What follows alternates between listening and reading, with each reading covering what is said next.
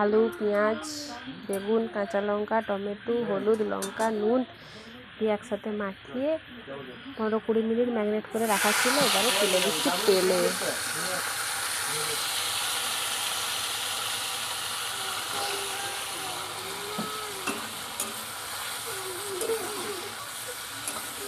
এটা হচ্ছে কাঁচা মাছের ঝাল।